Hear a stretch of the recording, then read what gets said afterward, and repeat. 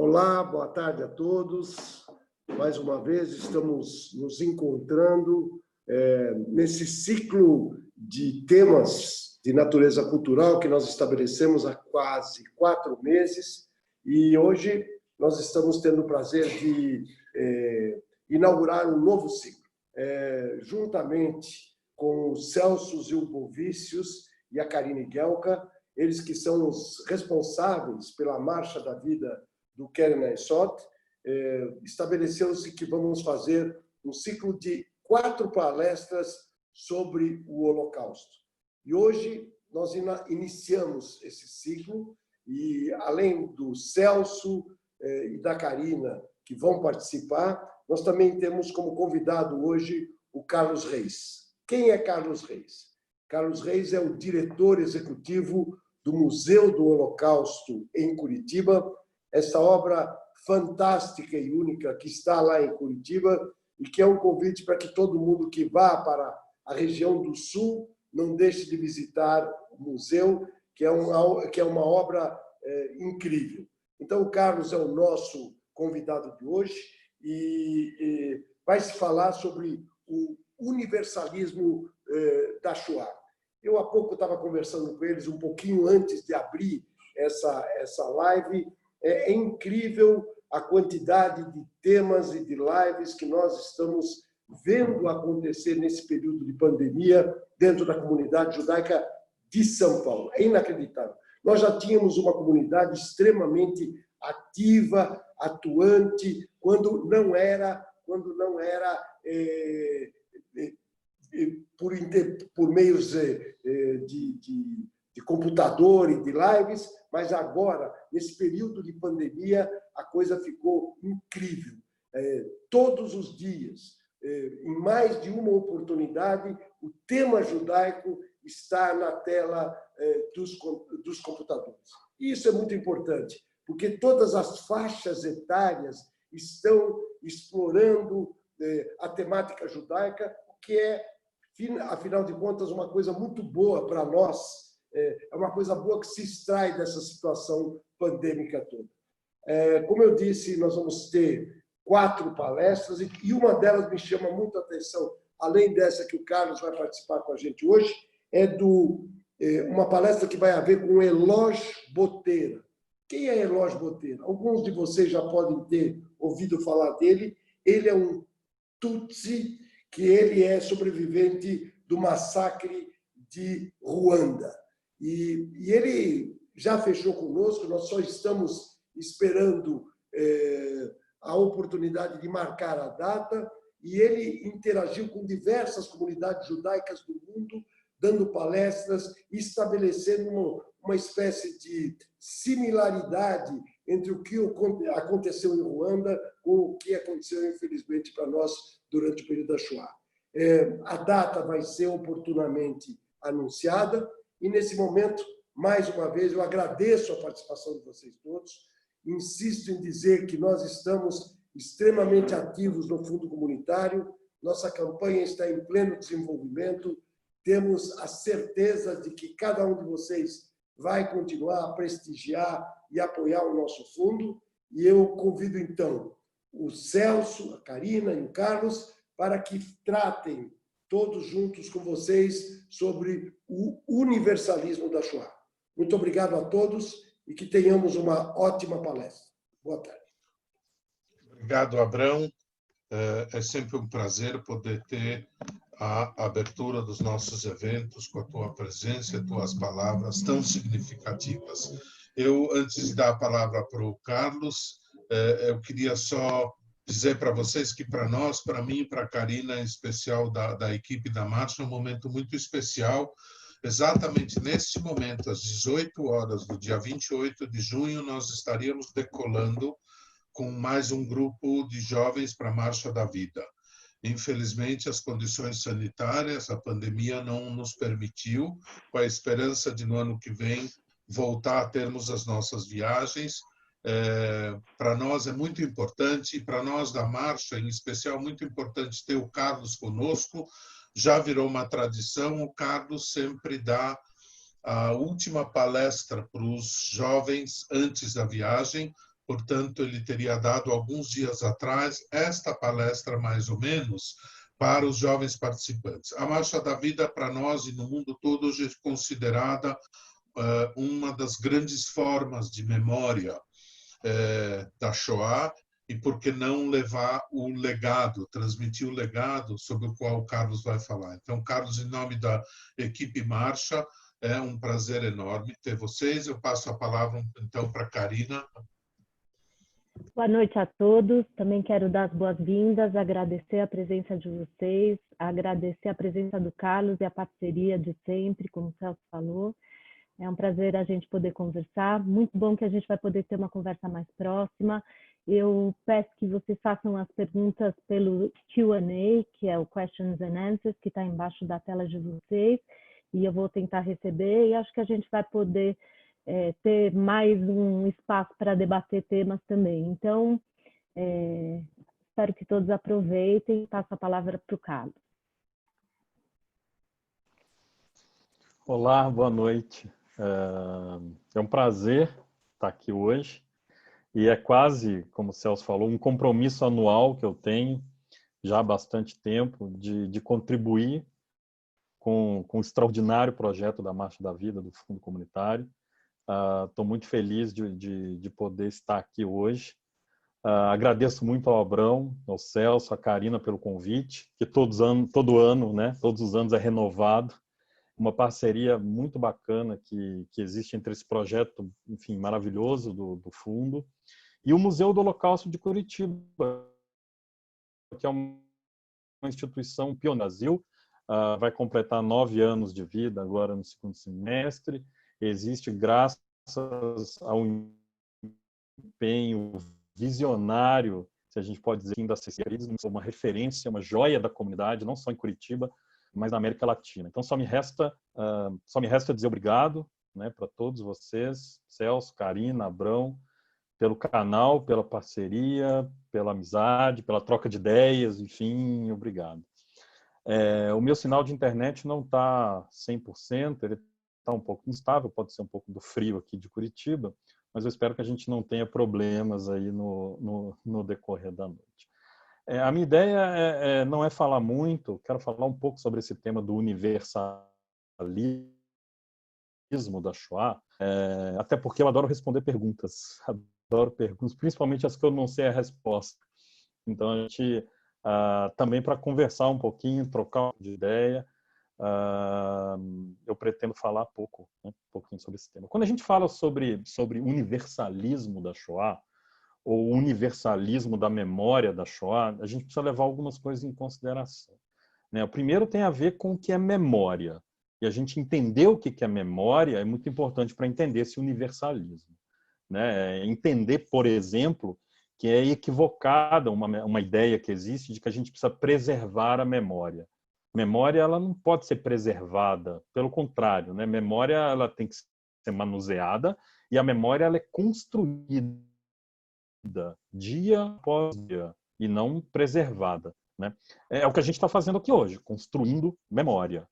A gente precisa entender que construir memória não é um processo simples, não é um processo pacífico, ele é turbulento, ele é conflituoso, são muitos grupos buscando hegemonia, isso é normal, faz parte do processo de construção de qualquer memória. Mas o mais importante é entender que a memória ela é fruto de uma construção e que memória é diferente de lembrança. A lembrança ela remete ao passado e ela é exclusiva, nesse caso, dos sobreviventes. A memória diz respeito, ao contrário da lembrança, ao presente e ao futuro. Então, lembrança remete ao passado, memória remete ao presente e ao futuro, e ela pode ser compartilhada, é a tal da memória coletiva que a gente conhece. A memória nada mais é do que um fragmento, um pedacinho da lembrança que a gente tira e traz para os dias de hoje. Por quê? Porque ela vai ser útil, ela vai servir para alguma coisa. Toda memória ela precisa ser útil, senão ela não é memória, senão ela é lembrança. Há quase 80 anos, a memória da Shoah vem sendo construída. Num primeiro momento, de uma forma bastante particular, a gente pode dizer numa perspectiva exclusivamente judaica, pautada em várias noções. Primeiro, de que a Shoah seria alguma coisa que nunca poderia ser possível ser racionalizada, né? A gente escuta isso no museu. Visitantes que chegam para a gente falam, olha, eu leio, eu estudo, e quanto mais eu estudo, menos eu compreendo, menos eu entendo, né? E existe um problema pedagógico nisso tudo. Existe também uma noção de que os perpetradores, né, os nazistas, seus colaboradores, eram, sei lá, demônios, o diabo, seres não humanos, né? E tudo isso junto, essa ideia de que eu não posso racionalizar a Shoah e que quem perpetrou foi o diabo, tudo isso junto quase, eu vou dizer para vocês, quase inviabilizou a formação de algo que nós hoje chamamos de pedagogia do Holocausto. Porque se eu não consigo racionalizar, se eu não consigo comparar com nada, e se quem perpetrou foi o demônio, né? Primeiro, qual o risco de acontecer de novo? Nenhum, ou quase nenhum. Segundo, como e para que transmitir isso? E aí a gente tem o risco de sacralizar o Holocausto, né? De colocar a Shoah num pedestal e dizer que a gente não pode tocar, que a gente só pode transmitir de uma forma a ritualizar a Shoah, tornar a Shoah uma coisa mítica, mística, fora do alcance, né? Em outras palavras, inútil do ponto de vista da construção da memória. E como a gente diz, memória precisa ser útil. Quando a gente fala nunca mais, e esse é um slogan comum quando a gente se fala de memória da Shoah, nunca mais, na verdade a gente está querendo utilizar essa memória, está querendo fazer com que essa memória seja útil. A gente está renovando um pacto coletivo nosso de que a gente vai identificar os sinais e lutar contra toda e qualquer forma de ódio, intolerância, discriminação, contra qualquer grupo, em qualquer parte do mundo, enfim. É um pacto que a gente tem, nunca mais. Né? Quando a gente fala nunca mais, a gente está se comprometendo a tornar a memória o que toda memória deve ser, útil. Né? A gente está se comprometendo a manusear a memória, a utilizar essa memória como um agente transformador, né? Sem vulgarizar essa memória. E esse é um dos pressupostos do que eu quero falar com vocês hoje, que é o universalismo da Shoah. Quando a gente fala em universalismo da Shoah, em outras palavras, a gente está falando na construção de uma memória coletiva da Shoah que não seja apenas particular, que seja universal. E universal no sentido de atingir todo mundo. Que qualquer pessoa que se depare com essas histórias sinta e entenda que elas fazem parte da nossa história, não como judeus, mas como seres humanos. E que todos os seres humanos precisam compartilhar isso. Né? O que significa compartilhar uma memória? Né? Fazer com que essa memória faça parte da minha identidade, de quem eu sou. No caso, um ser humano. Né? Dando um exemplo, igual no Seder de Pessa, quando a gente conta a história de Moshe, do povo, enfim, do povo hebreu, deixando o Egito, não importa se a gente não tem certeza absoluta que os nossos tataravós tiveram lá, ou se isso aconteceu exatamente daquele jeito. Isso é o menos importante. O que importa é que a gente compartilhe essa pertença. E a memória universal, no caso da Shoah, significa que a gente deve buscar compartilhar entre o mundo inteiro essa pertença. Como que isso a gente faz? Como é que isso acontece? Né? Como que é possível fazer isso? Primeiro que já é um processo que acontece há pelo menos 30, 35 anos, de pouquinho em pouquinho. Uma concepção, essa concepção universalista, ela vai nascer no final dos anos 70 e aos poucos começa a influenciar pensadores e instituições, como, por exemplo, o Museu do Holocausto de Washington e o próprio Yad Vashem. Como é que a gente faz para universalizar essa memória da Shoah? Primeiro, a gente entender quais as lições e o possível que a gente está chamando de legado que os educadores e os historiadores vão criar a partir da Shoah. Não que o Holocausto tenha lições cruas, né? Que o Holocausto sozinho ele não nos ensina nada. Né? Auschwitz não é escola de direitos humanos, não é e nunca vai ser. Mas sim o significado que a gente dá é que é importante. Né? O importante é o que nós transmitimos a partir da Shoah. E o que nós transmitimos a partir da Shoah são valores, são princípios. É o que o Aristóteles chama de virtudes. E esses valores são valores universais. valores, né, que em conjunto a gente chama de ética. E a ética é universal. Falar de Shoah é falar de ética. Significa que, na nossa visão e na posição do Museu do Holocausto de Curitiba, a transmissão da Shoah não deve ter a própria Shoah como ponto fundamental. Eu não transmito Shoah porque eu quero transmitir a Shoah. A Shoah é um instrumento que a gente usa, é uma ferramenta transformadora, poderosíssima para transmitir valores universais que eu considero importante. Então, eu utilizo a Shoah não de um ponto de vista pejorativo, mas de um ponto de vista positivo, utilizo a Shoah como uma ferramenta transformadora para que eu transmita valores. Quais valores? A gente pode citar vários: tolerância, respeito, liberdade, democracia, diversidade. A data de hoje é muito importante quando a gente fala de diversidade, equidade, justiça, direitos humanos, coexistência, resistência, resiliência, o próprio valor da vida, enfim, é tanta coisa, e todos esses valores são universais. O universalismo da Shoah não significa que a gente precisa falar sobre todas as vítimas, isso é óbvio, isso está embutido no próprio sentido educativo. Porque não foram só os judeus, foram também negros, afro-alemães, comunidade LGBTI, pessoas com deficiência, testemunhos de Jeová, claro.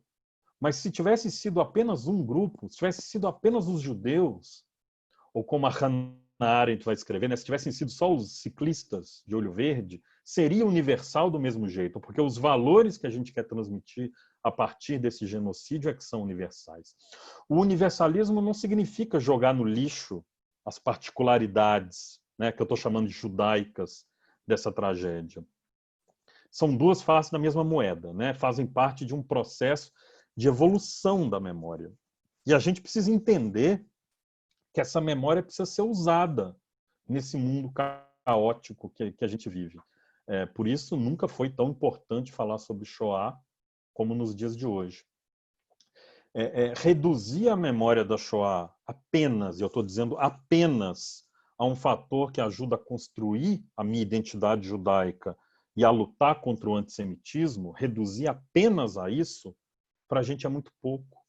É pobre, é de uma pobreza pedagógica gigantesca. Falar sobre Shoah precisa estar conectado ao que nós vivemos hoje.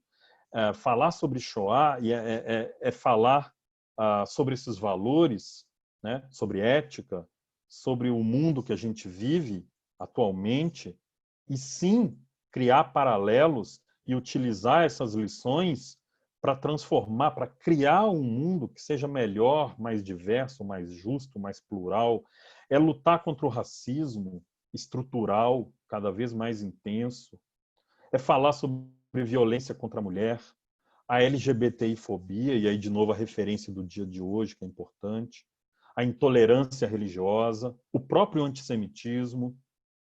É falar sobre inclusão de pessoas com deficiência, acolhimento de refugiados, é lutar contra negacionismos, é a falar sobre outros genocídios, é a lutar contra todo tipo de ódio, de preconceito e se conectar sendo mais uma voz na sociedade a tentar buscar um futuro que seja melhor para todo mundo. Universalizar a memória da Shoah, eu estou falando, é decodificar essa tragédia e tirar dela os valores que podem ser compartilhados pelo mundo todo, né?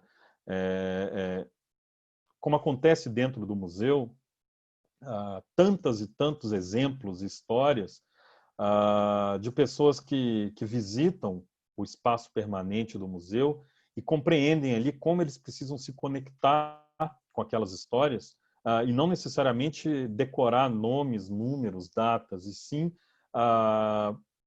fazer com que aquela visita seja transformadora.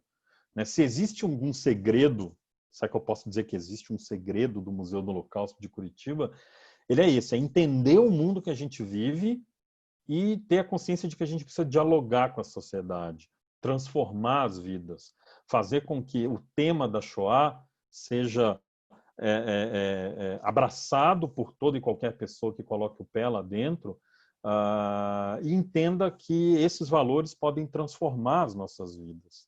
Se a gente está falando de Shoah hoje, significa que pouco a gente aprendeu do que poderia ter sido aprendido. E quanta coisa a gente poderia evitar nos dias de hoje se a gente tivesse realmente aprendido. E esse agente eu estou levando como toda a humanidade, né?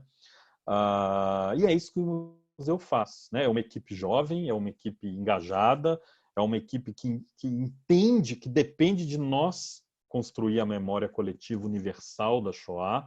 E aquilo que eu falei lá atrás, né? Construir memória não é um processo simples, é tentar vislumbrar também o que vai acontecer e em que direção essa memória vai ser levada.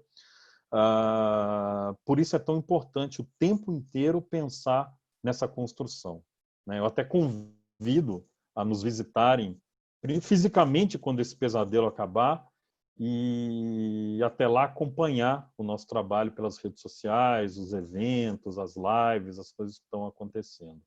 E aí a gente começa a vislumbrar, né? Como é que vai ser daqui a 1, 2, 5, 10, 20 gerações a transmissão e a construção dessa memória? De que forma nós vamos rememorar as vítimas da Shoah daqui a 1 ou 2 gerações, quando não vão ter mais sobreviventes vivos para contar face a face as suas histórias, né? Nós somos a última geração que vai ter a oportunidade de ouvi-las, né? Eu até estava falando isso em outro evento. Restam poucos no mundo, no Brasil cerca de 300 sobreviventes ainda vivem, poucos ainda com condições de sentar e contar as suas histórias. E a gente imagina que se todos eles viverem até os 120 anos, e a gente imagina e torce para que eles vivam até os 120 anos, mesmo assim, daqui a poucas décadas, não vai restar aqui conosco, nessa existência, nenhuma dessas pessoas. Então, como é que a gente vai preparar isso? Para onde essa memória da Shoah vai nos levar? Será que daqui a 1000 anos a gente vai chegar no Yom HaShoah, dentro da sinagoga, e vai ouvir o rabino falar algum tipo de prédica, e toda vez que ele falar a palavra Hitler, a gente vai tocar um reco-reco e fazer barulho no chão? É esse o paralelo que a gente quer? Que tipo de memória a gente quer construir? A gente tem a consciência, quando eu falo a gente, a própria instituição Museu do Holocausto de Curitiba, que não é a única voz a falar sobre esse tema dessa forma. A gente tem a convicção de que essa memória precisa ser universalizada, né? E é só a partir do momento que nós universalizarmos essa memória coletiva, ela começa a nos ser útil, a gente começa a aprender esses legados, né? A gente se une a outras instituições, a outras minorias se unem ao nosso discurso do nunca mais, ao nosso discurso de nós lembraremos. Por isso é tão importante a gente entender como funciona, como se constrói uma memória e, principalmente, em que pé nós estamos hoje na construção dessa memória. A memória coletiva universal da Shoah, ao meu ver, é o futuro, é o legado e é também o presente de como essa memória da Shoah precisa ser lidada e precisa ser transmitida, né? O Mário Sinai, que é um educador, enfim, importante no Yad Vashem, muitas pessoas conhecem, ele tem uma frase que é excelente. Ele costuma dizer que é impossível falar sobre Shoah sem falar sobre os judeus, sobre as comunidades judaicas e sem as particularidades judaicas. Mas isso não quer dizer que eu preciso fazer sobre uma perspectiva judaica. E o que a gente trabalha e compreende dentro desse processo é que a construção da memória da Shoah ela não precisa ser feita apenas dentro de uma perspectiva judaica. Ela precisa ser feita dentro de uma perspectiva universal. E assim, que se somam, né? Como eu falei, é a mesma face da moeda. E aí sim a gente pode fazer com que, qualquer pessoa que se depare com uma exposição sobre a Shoah, com um filme sobre a Shoah, com um debate sobre a Shoah, ela compreenda e entenda que isso faz parte da sua história como ser humano. O pior que pode acontecer dentro do Museu do Holocausto de Curitiba é um jovem, um aluno visitar e sair do espaço dizendo, bom, isso aqui aconteceu há não sei quanto tempo, não sei com quem, não sei aonde, está muito distante de mim. Se isso acontece, significa que a gente falhou de alguma forma, né? E a memória coletiva universal da Shoah, isso eu fico muito honrado e muito feliz todos os anos, quando eu converso com o Celso e com a Karina, de compreender como esse universalismo da Shoah está embutido em grande parte de grande maneira ao projeto da Marcha da Vida, né? que tem as suas particularidades, que é voltado a um público específico, que é levado a locais específicos, mas que toda a reflexão, toda a preparação, toda a discussão e principalmente a saída e o retorno é feito numa perspectiva que me encanta e que é por isso que nos últimos anos tem havido essa aproximação e eu tenho tido o prazer e a honra de colaborar com a formação desses jovens. Tá? Eu queria agradecer mais uma vez, a partir do momento que a gente vai estar agora aberto a perguntas, e vai ser um prazer enorme tentar respondê-las, me colocando à disposição, colocando toda a equipe do museu à disposição, caso alguma pergunta não seja respondida, porque não há tempo, ou que mais informações possam ser solicitadas. Eu vou colocar depois no chat o meu contato pessoal para que... E já temos boas perguntas. Mas eu ia te fazer uma pergunta, quer dizer, na verdade, duas em uma. Mas eu queria te dizer assim, com certeza você fala desta universalização, digamos assim, da memória. O povo judeu mantém a memória, né? Já há muitos anos dessa questão. Mas eu ia te dizer assim, segundo o site do Museu de Auschwitz, 44 milhões de pessoas já visitaram desde a existência dele, ou seja, desde o momento que ele se transformou num museu, 44 milhões de pessoas já visitaram. E só em 2019, veja só, 2,3 milhões de pessoas. Veja você, quer dizer, de alguma forma, né, esse tipo de visita ela é universalizada, quer dizer, não são só grupos judeus que visitam, enfim, diariamente tem milhares de pessoas visitando o museu, o campo e conhecendo o lugar. Eu ia te perguntar assim, eu não acho que isso seja suficiente, né, para colocar em prática o que você acaba de falar e que, enfim, eu me identifico bastante, até como educador da Shoah.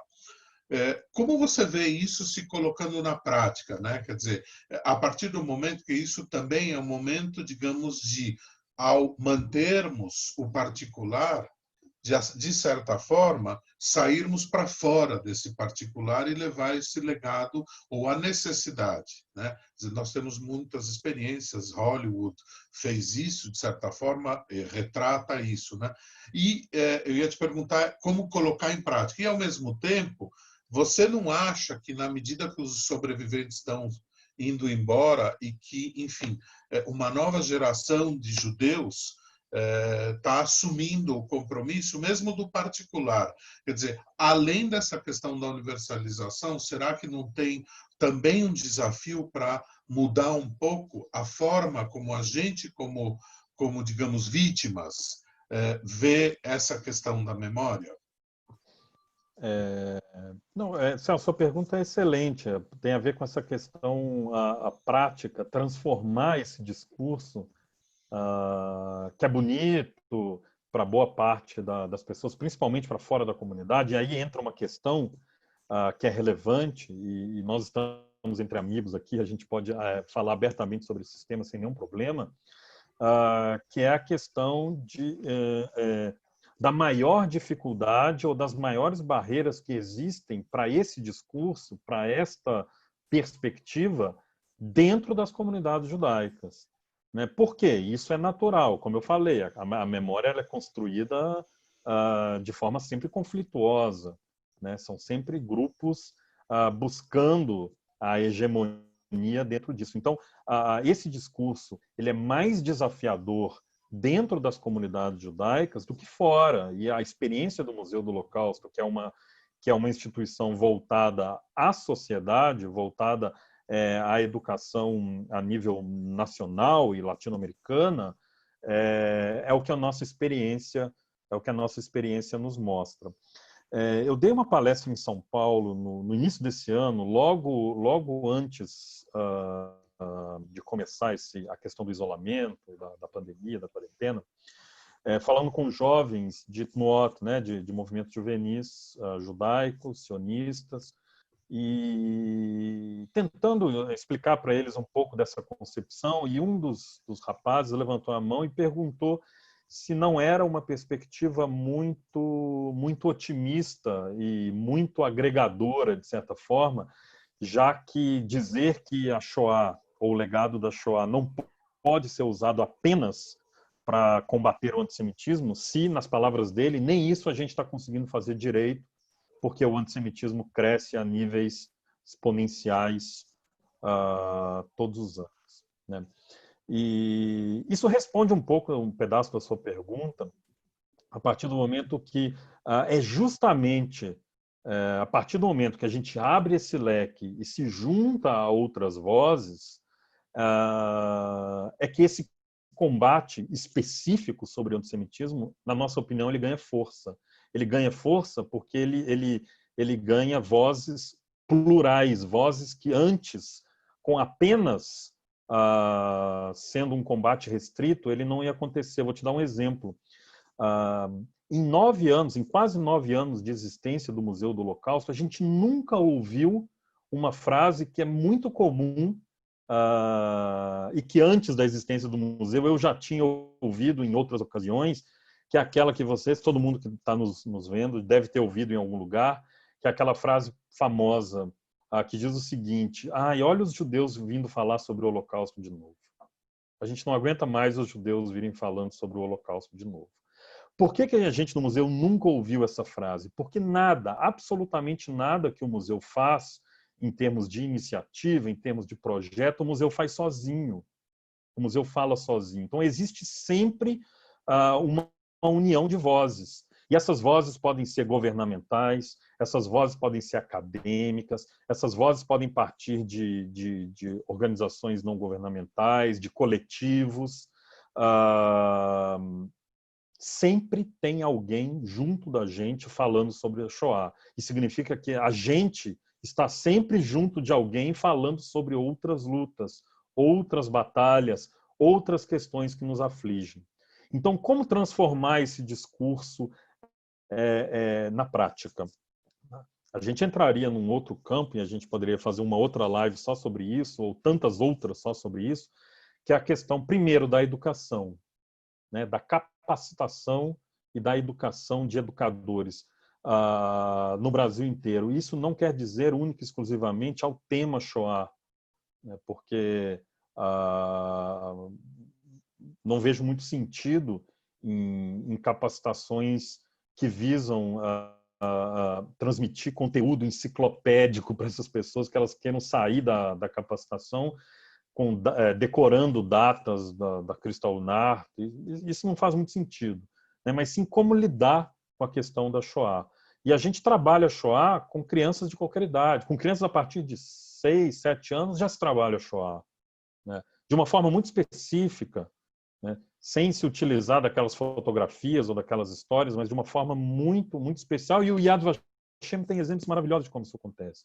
Então, por um lado, como a gente materializa isso, que foi sua pergunta, né, que eu imaginei, por meio da educação, por meio da capacitação de educadores, entendendo a Shoah como essa ferramenta e não pelo ensino por si só, e principalmente nos unindo. E aqui eu estou falando nós como uma grande comunidade, nos unindo e criando esse pluralismo de vozes para que a gente nunca escute esse tipo de coisa, né? Da mesma forma que a gente nunca ouviu essa ideia de que olha os judeus querendo falar sobre o Holocausto de novo, a gente também está se posicionando, a gente também está se unindo a outros movimentos para que a gente possa também falar sobre racismo, LGBTfobia, inclusão a pessoas com deficiência, refugiados. Tem coisa mais atual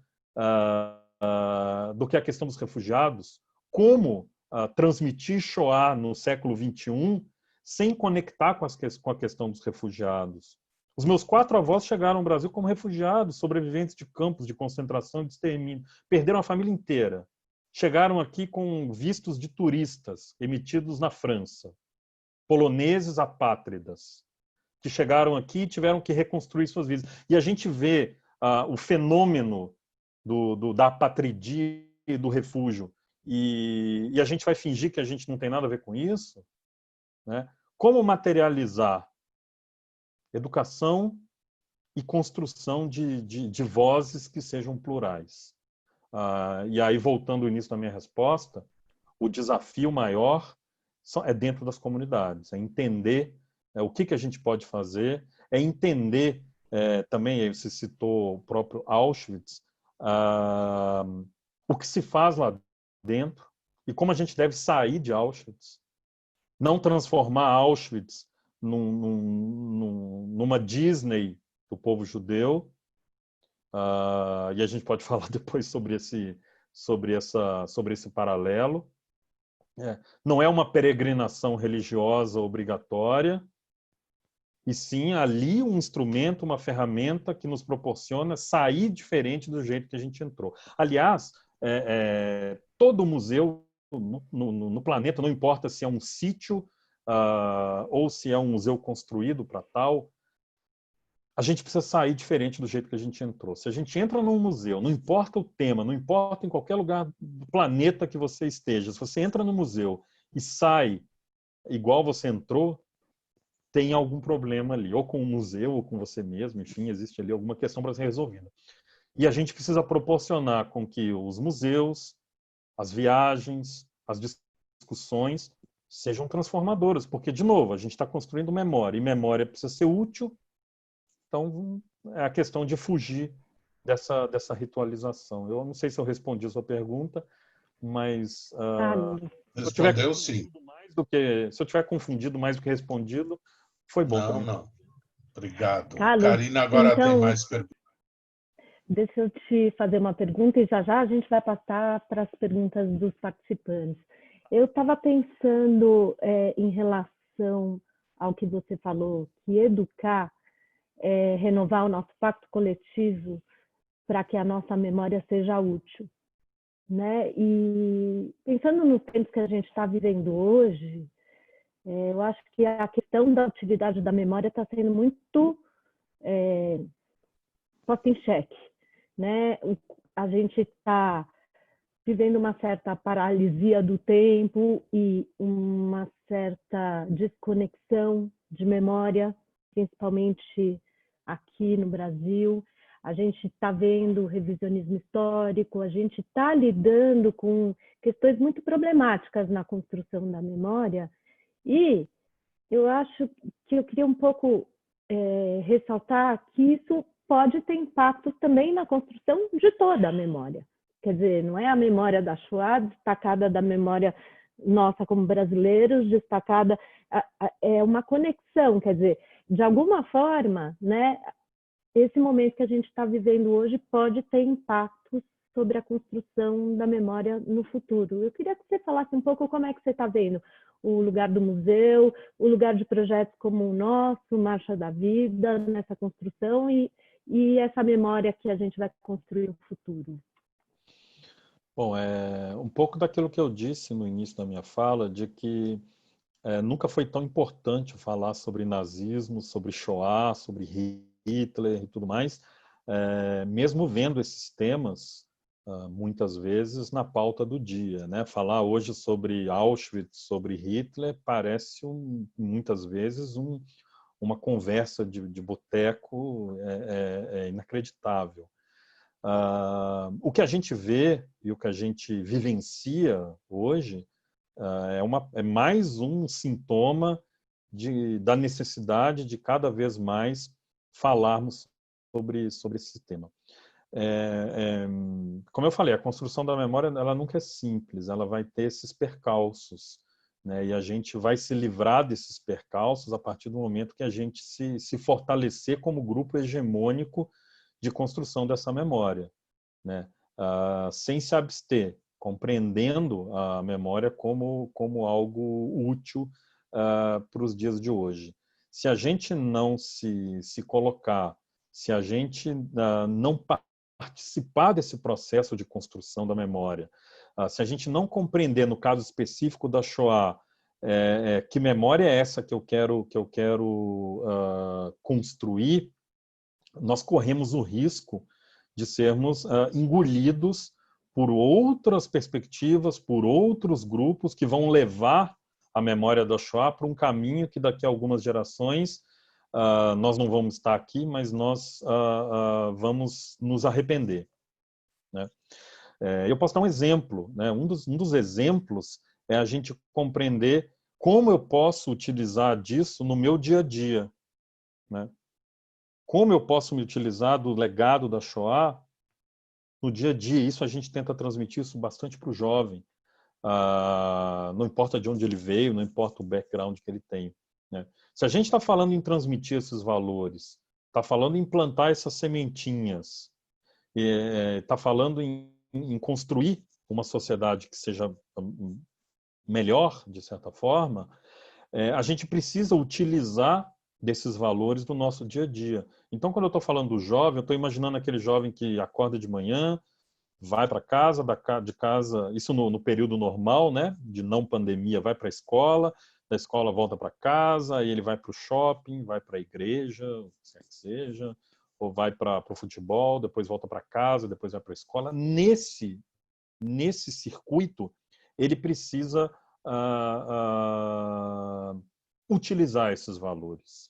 Eu não estou falando de ser o Dom Quixote para salvar o mundo, mas que naquele meio em que ele convive, ele possa exercitar esses valores que a construção da memória e a educação da Shoah pode nos ajudar a construir, a plantar dentro desse jovem. A gente costuma dizer que não adianta nada, no caso, por exemplo, das comunidades judaicas, dos filhos, dos netos, dos bisnetos, dos sobreviventes, não adianta nada uma vez por ano, lá no Yom HaShoah, a gente querer acender velas, postar no nosso Facebook umas velhinhas, dizer nunca mais, dizer que contar a história da vovó e do vovô, e nos 364 dias restantes do ano,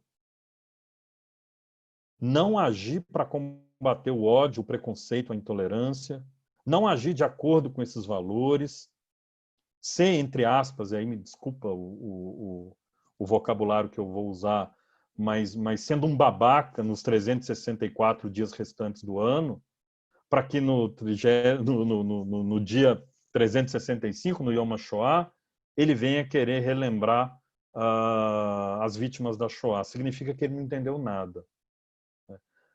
Nunca foi tão importante nós entendermos que a Shoah precisa ser essa ferramenta.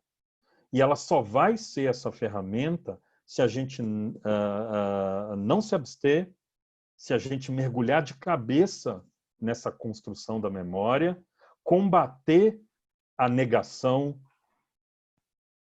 combater os negacionismos, e aí sim eu vou estar fazendo jus aquilo que as vítimas pedem com que a gente faça.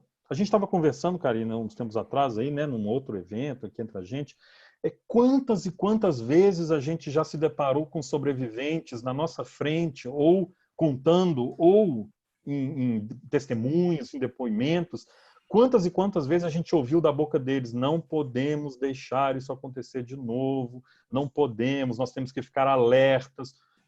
Tanta gente escreveu sobre isso. O Wiesenthal tem um livro maravilhoso, Simon Wiesenthal, chamado Justiça Não É Vingança.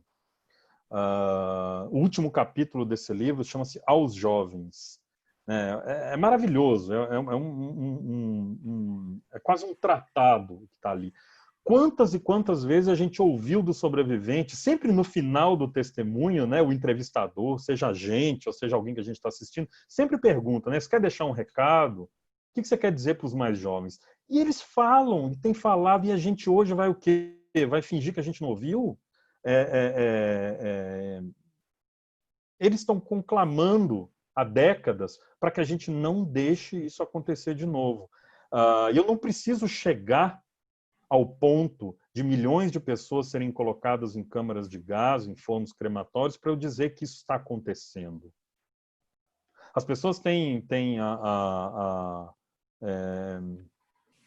uma mania de falar sobre nazismo, falar sobre Hitler, imaginando o Hitler de 1943 e não o de 1923. A gente entender a Shoah como um processo, entender quais são os alertas. Isso é fundamental. Cada vez mais é fundamental com que a gente entenda para que falar sobre a Shoah. Se a gente fala sobre Shoah para única e exclusivamente relembrar os nossos entes queridos, para me ajudar a construir a minha identidade judaica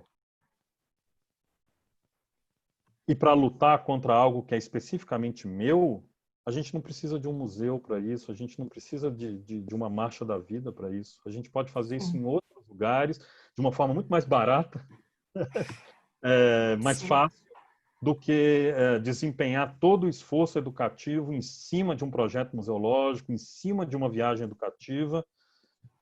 Se for para a gente reverenciar nossas vítimas, existem outros espaços, outras formas, muito mais fáceis para poder fazer isso. Sim, agradeço sua resposta. Eu queria juntar aqui duas questões que a gente recebeu. Uma que fala desse vídeo recente que circulou do pastor pregando um segundo holocausto, dizendo que, enfim, conclamando a um segundo holocausto dos judeus. E a pessoa pergunta, a Edmara pergunta se essa colocação não deveria ser colocada como um crime contra a humanidade. Por estar incentivando o ódio. O que você pensa sobre isso? Bom, faz parte do processo e poderia ser como é o Holocausto, ou poderia ser um outro evento histórico, um outro processo, que esta colocação cabe mais do que o repúdio, né? Ficou famoso aí nos últimos meses, ficaram famosas as notas de repúdio, né?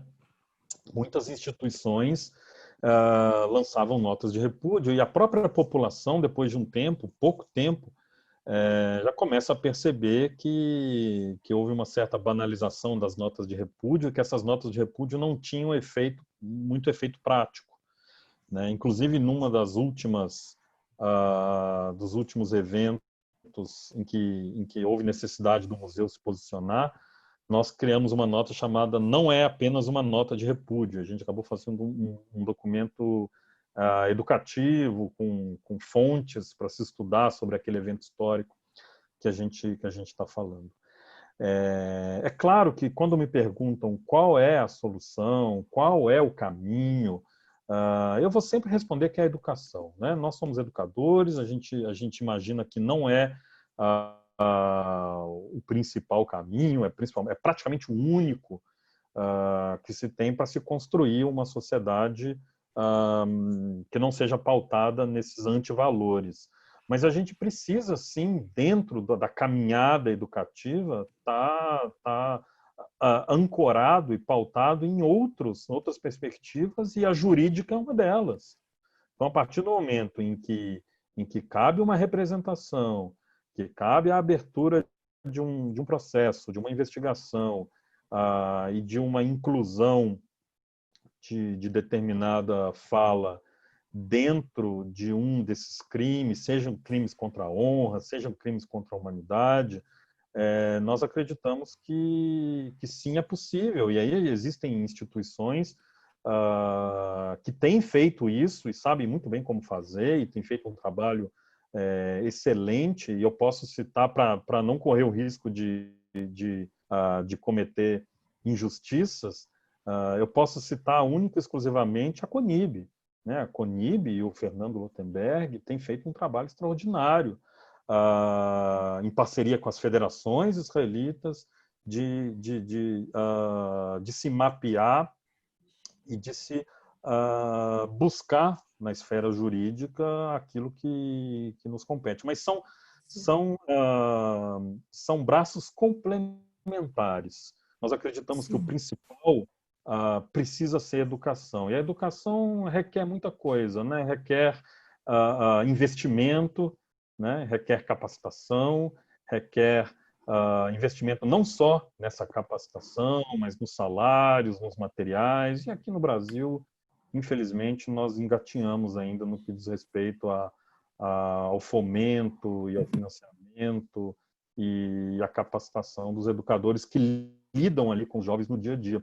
Eu tive a oportunidade de estar alguns anos no Museu do Holocausto de Washington.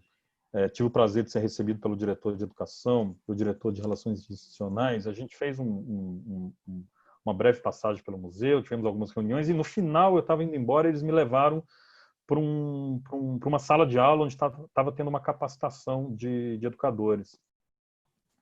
E eu pude acompanhar um pouquinho, foi muito legal, me deram a palavra, eu conversei um pouco com eles, fiquei ali quase 40 minutos acompanhando a aula. E aí, no final, o diretor de educação perguntou, e aí, o que você achou? Eu falei, bom, eu achei maravilhoso, muito, muito parecido com o que a gente faz no Brasil, né? A diferença é que vocês fazem em inglês, muito parecido, estou muito feliz, só que vocês têm uma diferença aqui que a gente não tem. Nós capacitamos educadores, vocês capacitam os capacitadores dos educadores. Então, a rede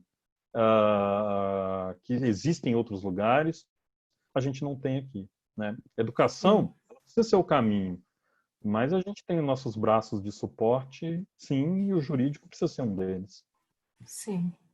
Deixa eu agora aproveitar, eu vou ler uma pergunta do Silvio Tins, que ela está escrita de uma forma bem colocada, eu vou ler para você. Entendo que o pior que pode acontecer na visita ao museu é o estudante se identificar com os algozes. No Brasil, temos uma parcela enorme de cidadãos que se identificaram com o elogio da tortura defendida com orgulho por Bolsonaro, que tem em Ustra um verdadeiro herói, e que seguem se identificando com inúmeras políticas genocidas desse governo. Nós, como judeus, temos algum compromisso com o Harari que aí se instala? Olha, o nosso compromisso, a partir da ideia da memória coletiva universal da Shoah, o nosso compromisso precisa ser o mesmo compromisso de qualquer pessoa em qualquer lugar do país ou em qualquer lugar do mundo. Né? Isso é um pouco da dificuldade que muitos, inclusive líderes comunitários em comunidades judaicas no Brasil, têm de compreender que a ideia da memória coletiva universal significa que existe um desprendimento racional do que esse evento histórico está relacionado à minha pessoa. Em outras palavras, não sou eu o porta-voz, não sou eu o responsável e o único responsável por carregar esse legado. Porque senão a gente cai numa armadilha, que é uma das armadilhas que a gente tem visto acontecer bastante. Uma delas foi pronunciada pelo ex-ministro da Educação, de que pelo fato de ele ter um avô sobrevivente de campos de concentração, ele estava autorizado e apto a falar sobre Shoah e a comparar Shoah e a utilizar a memória da Shoah. Não é porque nós temos avós ou avós ou que estamos conectados do ponto de vista de identidade ao evento histórico significa que eu sou o guardião da memória da Shoah e eu sou o único autorizado a utilizar essa memória, né? Se a pergunta é, nós judeus temos um compromisso? Temos, mas não maior do que qualquer pessoa em qualquer lugar do país ou em qualquer lugar do planeta, né? Muito nos incomoda e nos preocupa esse tipo de associação, esses tipos de analogias, porque, assim, brevemente, existem dois tipos de analogias que se podem fazer sobre Shoah, né? Uma delas, nós consideramos que são as analogias positivas e elogiosas à Shoah, que podem ser implícitas ou explícitas. É esse o caso. É quando você traz aspectos, temáticas dentro da ideologia nazista e quer reproduzir nos dias de hoje, seja o elogio a torturadores ou a discursos para se criar campos de concentração para as pessoas infectadas com o Covid, ou para se marcar na roupa ou na casa das pessoas que querem fazer o isolamento social, uma fitinha ou algo para que elas não recebam determinados direitos, enfim, como cidadãos. Tudo isso são consideradas analogias positivas e analogias elogiosas. Isso, na maior parte das vezes, são criminosas, né? O outro tipo de analogia, que é o mais comum, que a gente vê o tempo inteiro, a gente chama de analogias negativas. Então, essas analogias negativas, elas são utilizadas para colocar na posição do outro, né, do seu opositor ideológico, toda a carga do nazismo, toda a carga da maldade dos perpetradores e tudo mais. É como se o outro fosse o Hitler, o outro fosse o nazista. Então, a analogia negativa significa, bom, o legado do nazismo está no seu colo, não no meu. Esse tipo de analogia, ela é menos problemática, né? Ela é menos preocupante, mas ela também incomoda e ela precisa ser devidamente combatida, seja pelos judeus, seja pelos netos, pelos filhos, pelas comunidades, ou por toda a população, a partir do momento que a gente entende que esse é um evento em que a memória precisa ser compartilhada. Eu não acredito que nós tenhamos uma responsabilidade maior nem menor do que qualquer outra pessoa em qualquer lugar do planeta em combater esse tipo de discurso. Em cima disso que você está falando, tem uma pergunta, depoimento, que eu vou te ler também, que é a Cláudia, de Curitiba. Cláudia é uma ex-marchante, inclusive, e ela diz assim: ontem vi uma situação muito absurda de uma família indiciada por ter mantido uma doméstica em cárcere privado em situação análoga à escravidão. E, em paralelo a isso, vi uma declaração de uma pessoa que tem um cargo importante na coletividade judaica do Brasil fazendo piada sobre o assunto e minimizando a questão da escravidão. Como lidar com esse tipo de situação em uma comunidade que, além de ter sobrevivido à Shoah, sabe o quanto é fácil, entre aspas, uma declaração dessas culminar no antissemitismo? Bom, eu vi esse caso, terrível, para não dizer outra coisa, né? Eu acho que essa questão de uma pessoa que tem um cargo importante na coletividade, tendo um cargo importante ou não tendo um cargo importante, eu acho que essa pergunta tem muito a ver com o que a gente estava falando agora, né? Que é uma noção de responsabilidade, e que sim, o tiro pode sair pela culatra a partir do momento em que não apenas a comunidade judaica, não apenas os judeus se sentem ou se sintam responsáveis como guardiões da memória da Shoah, mas do outro lado também, quando a sociedade enxerga no judeu aquele que é o representante legítimo para se falar sobre o Holocausto ou se falar sobre o Estado de Israel, de certa forma. A gente precisa desconstruir esse tipo de narrativa a partir do momento que a gente universaliza aos poucos isso. Porque eu sou o responsável e o guardião e o debatedor legítimo sobre determinado assunto, que deveria ser um assunto compartilhado por todos, né? Claro, existe todo esse risco, o antissemitismo ele é cada vez mais visível, mais palpável, ele está fora da apostila de cultura de história judaica, e a gente vê isso no dia a dia. Não que a culpa seja dos judeus, não existe isso, né? E existem alguns especialistas que vão levantar esse tipo de ligação, e eu não vejo esse tipo de conexão, mas a gente precisa ter consciência do que as nossas falas e as nossas posições podem levar, e como, no caso específico da Shoah, em primeiro lugar, eu não posso me colocar como o legítimo defensor e guardião e construtor da memória da Shoah por eu ser judeu, e eu também não posso fazer com que o resto da sociedade me veja como tal.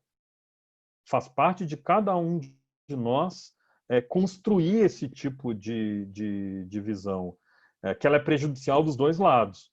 Quando a comunidade judaica se coloca como única, suprema e legítima defensora do legado da Shoah, e quando a sociedade nos vê como tal, temos aí que acender um sinal de alerta e entender que estamos indo por um caminho que não é legal. E aos poucos isso precisa ser desconstruído. E aos poucos, né? Não é num passo de mágica. Essa desconstrução está incluída na construção da memória da Shoah. E eu espero que a gente se aproxime disso aos poucos, né? Carlos, tem duas perguntas aqui que vão na linha de questões propositivas. Acho que dá realmente uma angústia de como a gente pode fazer essa educação, né? Como a gente pode falar com mais pessoas, né? Tem tanto a Denise colocando a questão da comparação do nosso isolamento na pandemia com o confinamento da Anne Frank, que a incomodou, mas tem também uma fala da Sheila Mann dizendo que tem esse filme recente que é muito bom, aliás, ótimo, Os Escritores da Liberdade, e como seria passar isso e debater isso em escala nacional. O Flávio Steinwurz, ele pergunta como é que seria fazer um projeto de levar jovens de todo o Brasil para museus do Holocausto, né, que não fossem só da comunidade judaica.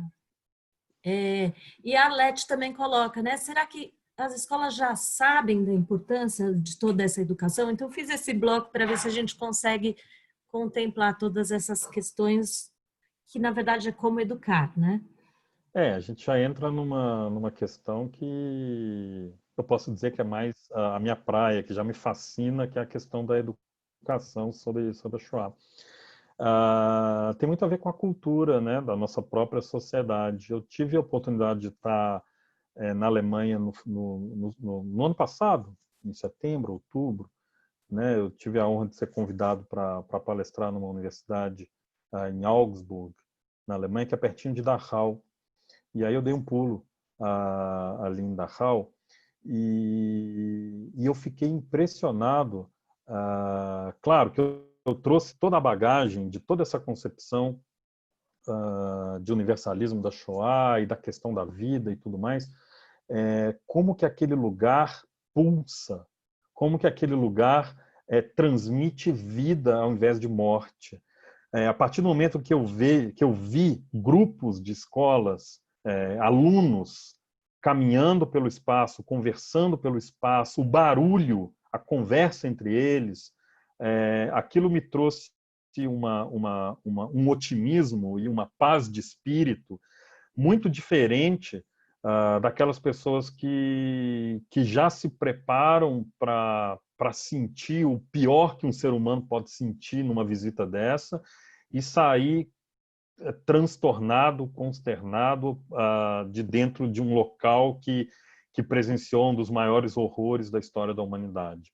Eu saí de uma forma completamente oposta dessa última visita a Dachau, quando eu vi o lugar pulsando, quando eu vi aqueles jovens, quantos e quantos jovens caminhando, conversando, seja ouvindo o guia, seja conversando entre eles, né?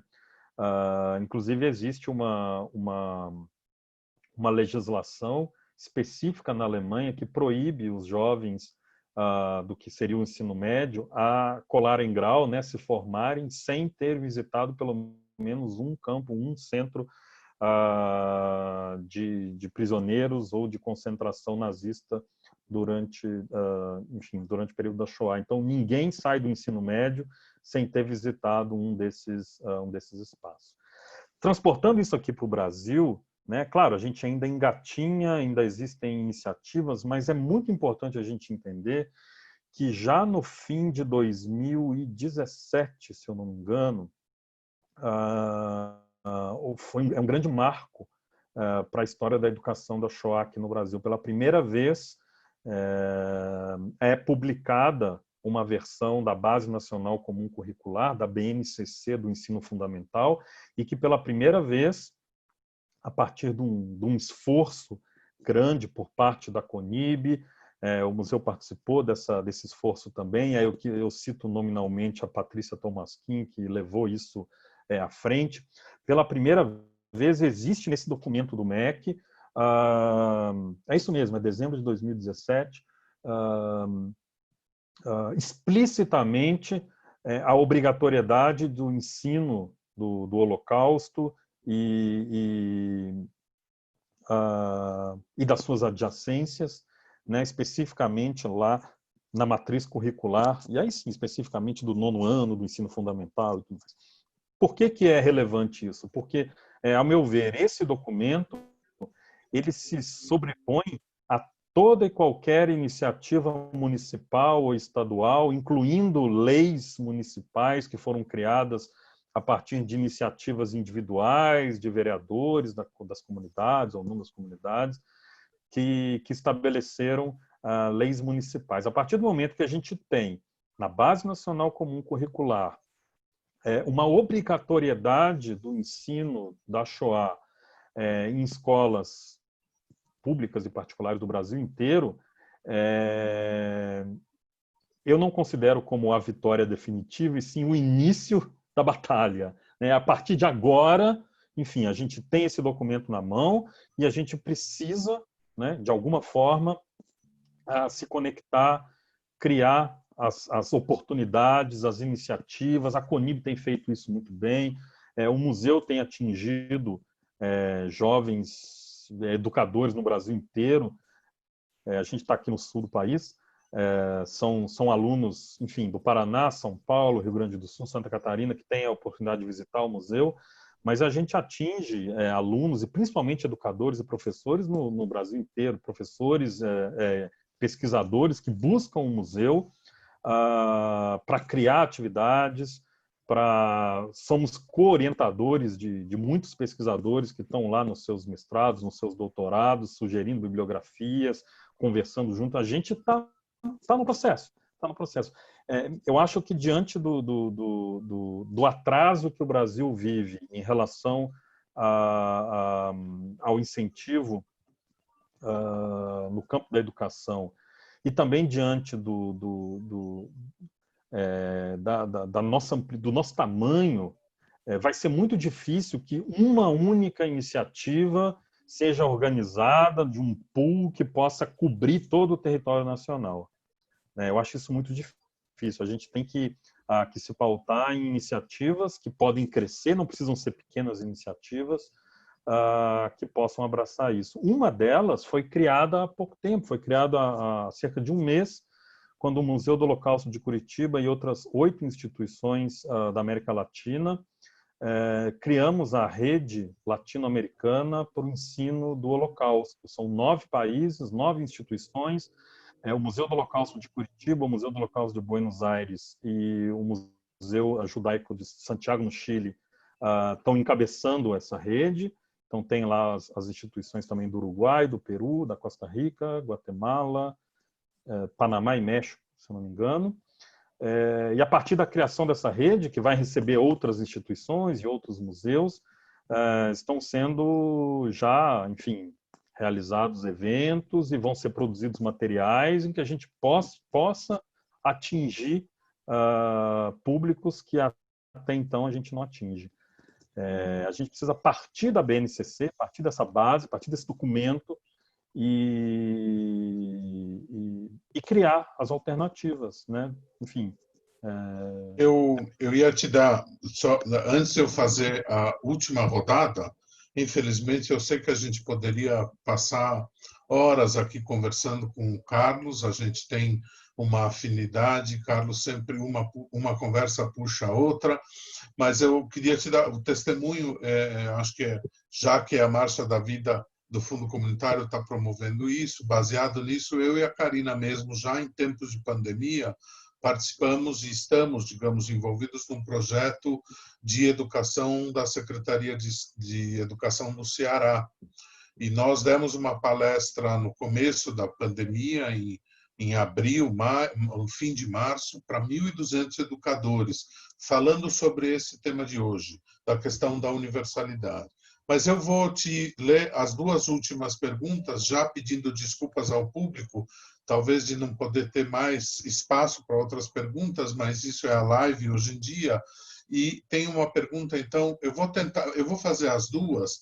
É um desafio, talvez, para você tentar responder num bloco só, porque elas não são fáceis. Do Henrique Klasner, perguntando se seria possível falar em universalismo da Shoah sem considerar a existência do Estado de Israel. E a outra pergunta vem da Shirley Hunt, dizendo: vocês acham que a comunidade judaica em geral, está pronta para essa universalização da Shoah? Duas excelentes perguntas. Henrique, sobre essa questão do Estado de Israel, existem muitos mitos e muitas questões que ligam o que seria a memória da Shoah com a existência de Israel, né? Existe um historiador, pesquisador, referência no mundo sobre aquilo que diz respeito também à educação sobre a Shoah, que é o professor Yehuda Bauer, que vai falar bastante sobre essa relação entre o Estado de Israel e a própria Shoah, desmistificando, né, uma ideia de que boa parte do mundo tem de que o Estado de Israel é uma consequência ou está diretamente ligada à Shoah, ou o Estado de Israel existe por causa da Shoah. Ele vai provar o contrário, ele vai dizer que não, que o Estado de Israel não existe por causa da Shoah, o Estado de Israel existe apesar da Shoah, e que a Shoah foi um fator que atrasou a formação do Estado de Israel. É muito interessante, eu posso disponibilizar um pouco de literatura sobre isso. Mas a questão do universalismo da Shoah, sem considerar a existência do Estado de Israel, ela é também legítima, né? O Estado de Israel, nas primeiras décadas, nos primeiros anos da sua pós-independência, da sua vida, o Estado de Israel tem, enfim, desde então, se colocado, se portado como um dos, ou deveria ser um dos, representantes importantes que lidam com a ideia da construção e da guarda e da preservação, que é um pouco desse conceito que a gente falou, da memória da Shoah. Nos primeiros anos, no início da década de 50, o Estado de Israel, inclusive, direcionou a construção da memória da Shoah para um caminho que lhe era favorável, né, do ponto de vista de construção política, de construção ideológica. Vou dar um exemplo: não é à toa que o Yom HaShoah ele remete também a Gvurá, remete também ao heroísmo, remete aos partisãs e aos combatentes dos guetos que pegaram em armas e lutaram contra os nazistas, seja dentro dos guetos, nos campos ou nas florestas, e que o conceito contemporâneo de resistência era muito diferente desse conceito primordial de resistência, né? O Estado de Israel vai se pautar numa concepção sionista, numa concepção que desprezava aquelas vítimas e aqueles sobreviventes que não pegaram em armas, que faziam parte da ideia do velho judeu, do judeu do Shtetl, e não do judeu forte, que se protegia e tudo mais. Muita gente vai escrever bastante sobre isso. O Avraham Milgram, o Tito, Décadas de Yad Vashem, vai trabalhar sobre isso. O Bernardo Sorge, sociólogo, vai ter textos escritos sobre isso.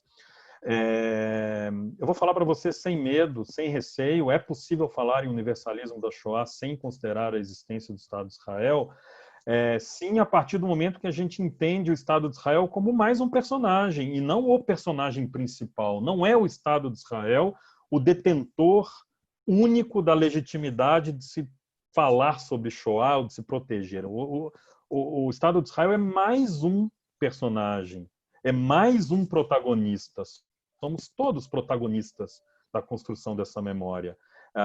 O Estado de Israel precisa se posicionar, o Estado de Israel precisa se colocar como mais um personagem, mas não deter para ele a responsabilidade única, como se o Estado de Israel fosse a única instituição nacional, ou a única voz apta a falar sobre memória da Shoah. Por que o Estado de Israel é mais importante do que outras instituições, outros lugares, outras comunidades e outras vozes, né? O Estado de Israel vem para nos somar, né? Então, é possível se falar em universalismo, até porque a gente vê isso muito dentro dos percursos museográficos, né?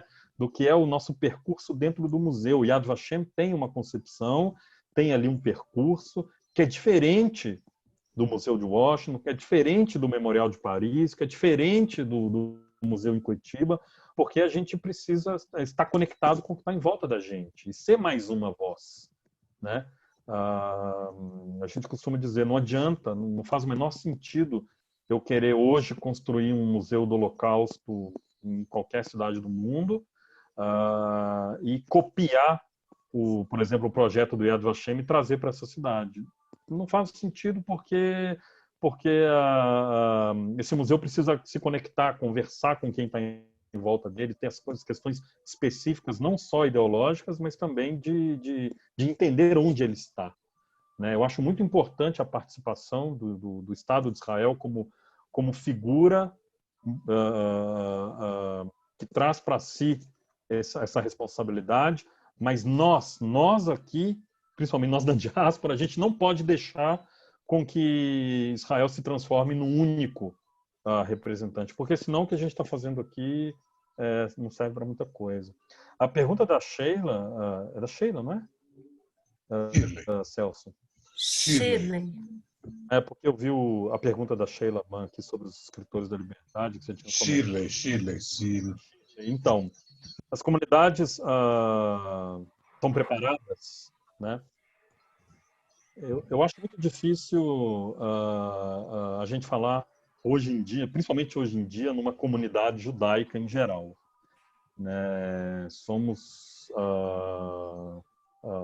Formamos uma comunidade, mas dentro dessa comunidade existem N comunidades, né? Existem várias instituições, coletivos, modos de pensar, e existe sim uma disputa, inclusive dentro das comunidades, disputas hegemônicas de construção da memória da Shoah. Se no geral estão prontas, boa parte delas estão, algumas deveriam estar e não estão, né? O simples fato de estarmos aqui com duas instituições, o Fundo Comunitário, o Museu do Holocausto de Curitiba, trabalhando essa questão, já nos mostra que pelo menos parte dessa comunidade não só está pronta, como tem trabalhado para isso. E eu posso dar exemplo de várias instituições que fazem isso. Escolas que fazem esse trabalho. Eu conheço algumas escolas judaicas no Brasil e que têm um trabalho espetacular no que diz respeito à educação sobre a Shoah e a projetos, como o próprio projeto da Marcha. Não só a escola israelita Salomão Guelma aqui em Curitiba, mas eu posso citar sem problema algum o Colégio Eliezer Max, no Rio, o Colégio Israelita em Porto Alegre, enfim, tem tantos e tantos exemplos maravilhosos. As Tnuot, que fazem um trabalho maravilhoso, eu posso citar vários aqui que fazem esse trabalho.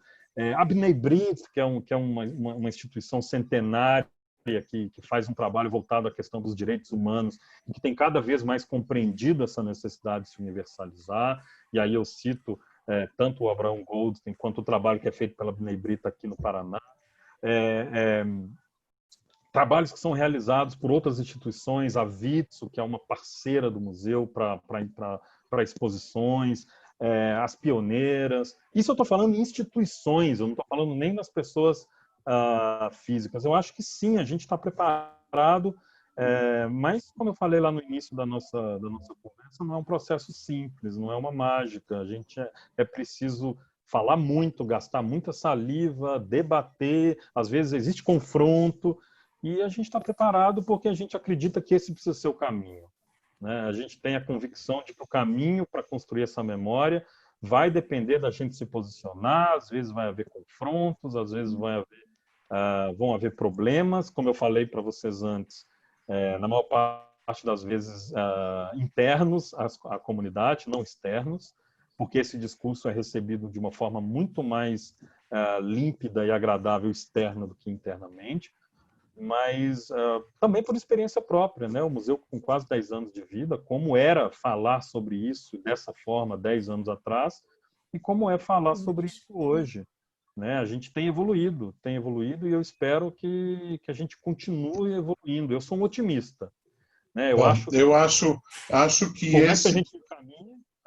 acho que o evento de hoje já é um passo também, né? Quanto mais a gente puder falar, quanto mais a gente puder ter cada vez mais essa oportunidade de divulgar o trabalho da marcha, divulgar o trabalho do museu, e já pedindo desculpas se a gente não conseguir responder a todas as pessoas que gentilmente fizeram perguntas, mas a gente tem também um compromisso do tempo, né? Mas eu acho que assim, eu acho que é isso mesmo. Acho que você está acho que a existência do museu em Curitiba, oportunamente já vamos ter a inauguração do memorial no Rio também.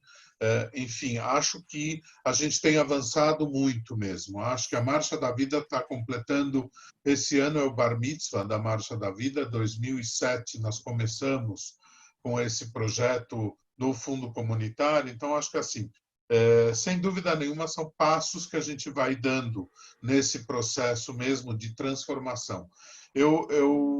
Me cabe a péssima tarefa de encerrar a nossa live, Carlinhos, porque a gente sempre conheceu ele como Carlinhos, mais uma vez te agradecendo. Eu acho que assim, eu acho que você, mais do que amigo e mais do que parceiro, eu queria te dizer que a gente está com uma voz uníssona nessa questão, na questão de unir o particular ao universal. Acho que esse é um grande compromisso, né? Quer dizer, a gente fala do particular e a gente fala do universal ao mesmo tempo, sem perder nenhuma importância de um para o outro. Então, eu queria agradecer imensamente em nome do Fundo Comunitário, mais especificamente em meu nome, em nome da Karina, somos a equipe da Marcha da Vida, dizer para nós que é muita honra ter você como a abertura do nosso ciclo de palestras, mas acho que, como eu falei no começo, tem um simbolismo muito grande.